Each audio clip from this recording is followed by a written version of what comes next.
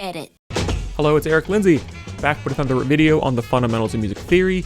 Today we're talking about harmonic progressions, or in other words, the patterns of chords that create the feeling of direction, tension, and resolution in a piece of music. Let's dive in. Today we're dealing with the first part of a two-part sequence of videos around harmonic progressions. In this first part, we'll talk about cadences, or configurations of chords that bring a sense of closure to a phrase in music. So for starters, let's talk about what phrases are. What is a phrase? A musical phrase is around 4 to 8 measures long. It's around the amount of time we'd sing something in a single breath. And importantly, like a sentence in language, they contain various internal grammatical structures, and they will conclude with some kind of punctuation. In music, this ending punctuation is called a cadence. So for classical composers, cadences were structured formulas used to signal musical endings of some kind, whether it was at the conclusion of phrases, sections, or entire pieces. A musical phrase is typically beginning on the tonic chord, which is the 1 in whatever key we're in. When we begin a phrase on this chord, it's going to give us a sense of grounding before we move on to more tension and release. Now, how a phrase ends is going to be super important. A phrase can end on different types of chords, but it's always going to conclude with a cadence, which gives a kind of sense of closure or pause.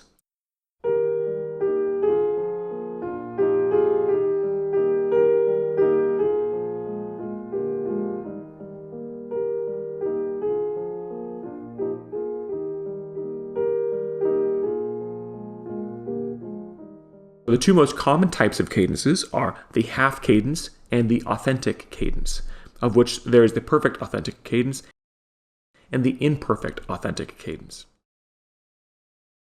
A half cadence is when a phrase ends on the dominant chord, like 5 or 5/7.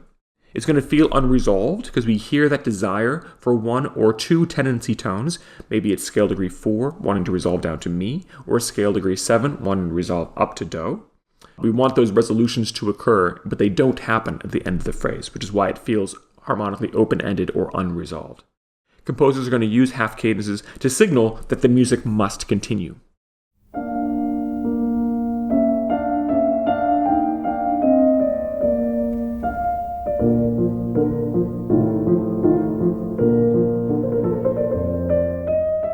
Now, the authentic cadence, on the other hand, is when a phrase moves from the dominant back to the tonic.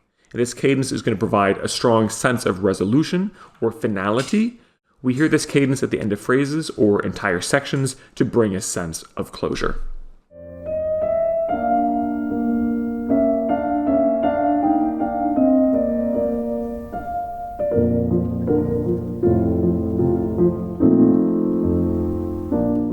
An authentic cadence is considered perfect, what we're going to label as a PAC or a PAC, when the bass leaps from scale degree 5 to 1 and the soprano comes to rest on scale degree 1 as well.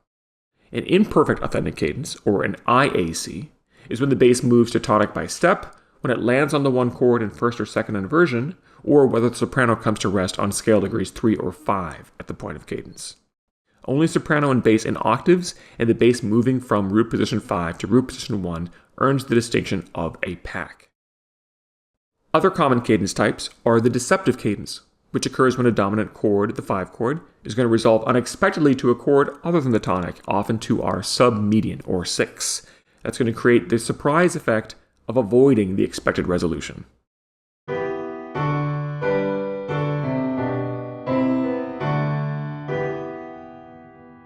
Also, a Plagal cadence involves the resolution from the subdominant chord, our 4 chord, to our tonic chord, our 1 chord, often referred to as the Amen cadence due to its common use in hymns.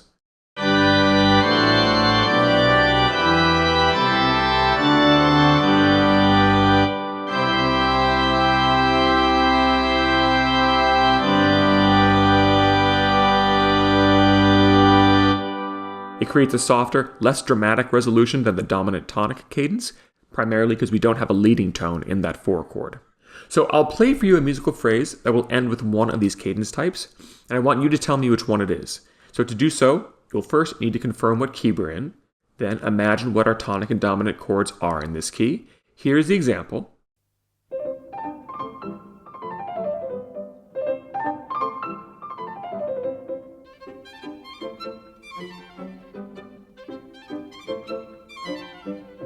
Now, one thing you might have noticed that is tricky in these last two bars is that we have a full scale in that violin part, and not all 8 of those notes belong to these 2 chords.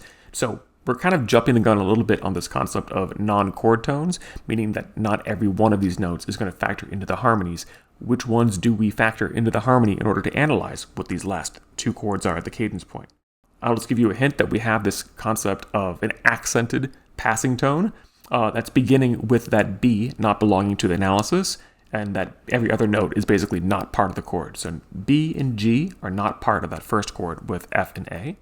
And then the next one, E and C, are not part of the analysis that involves the G and the B and the D.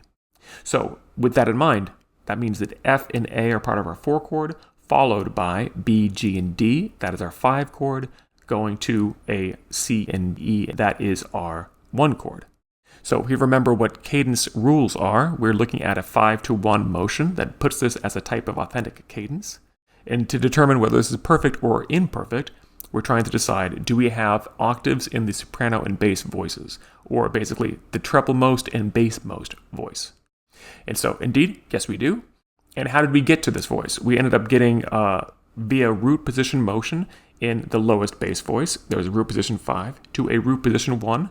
So root position 5 to root position 1 and octaves in our soprano and bass equals perfect authentic cadence. So if we feel pretty good about it, let's move on.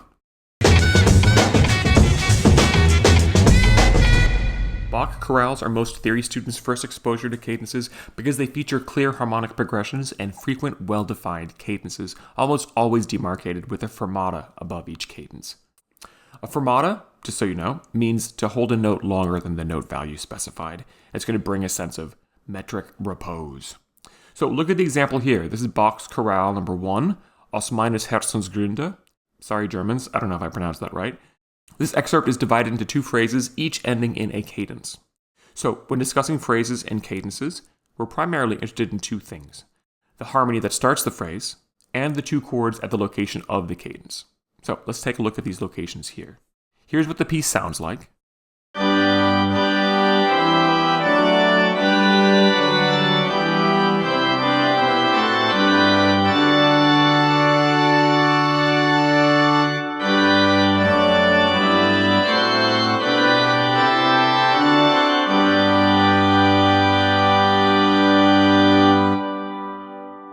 So what key are we in? We see 1 sharp, which could be G major or E minor. I'm seeing a start and end on the G major chord. I see no B major, which is the dominant of E minor. So let's conclude that this is G major.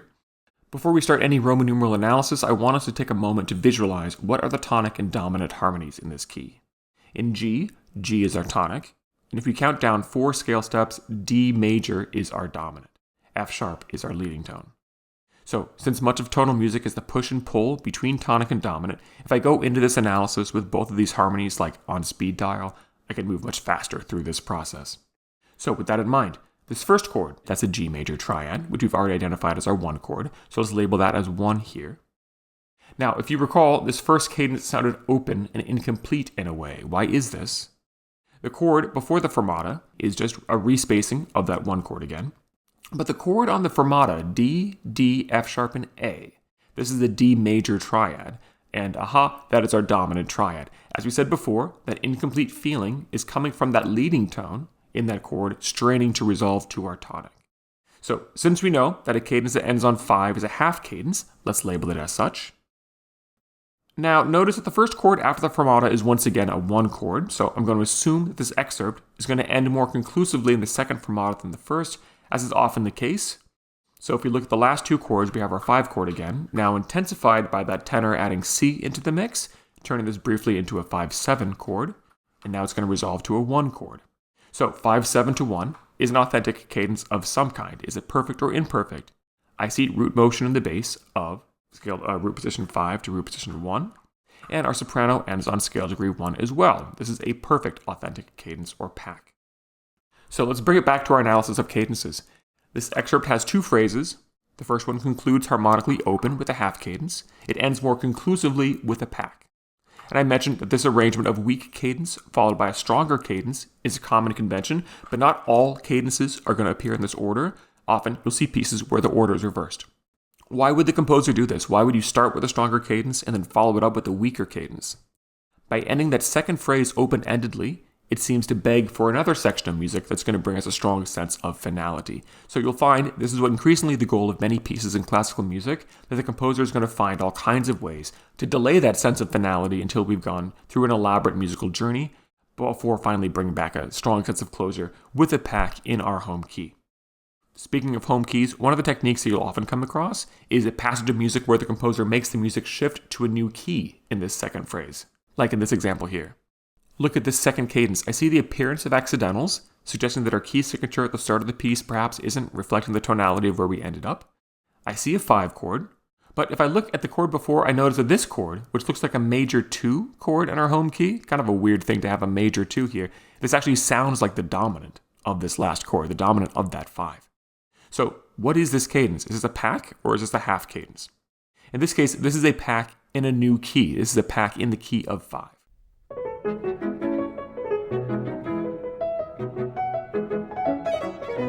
So even though it behaves like a pack, it still doesn't sound as grounded or conclusive as it would have been in our home key. And for that reason, we consider this passage still being harmonically open or incomplete, as if we'd ended on a half cadence. This technique of shifting key centers in the middle of a piece is called a modulation, and that's a topic that we'll get to in a much later video. But in the meantime, you can start to see how looking at cadences and their level of finality starts to reveal a story about how our listening experience is shaped by these alternating moments of harmonic closure and open-endedness whenever we hear music. So now that we've looked at what occurs at cadences, let's analyze what happens in the chord progressions within each phrase. But to do so, you need to watch our next video. I look forward to seeing you there.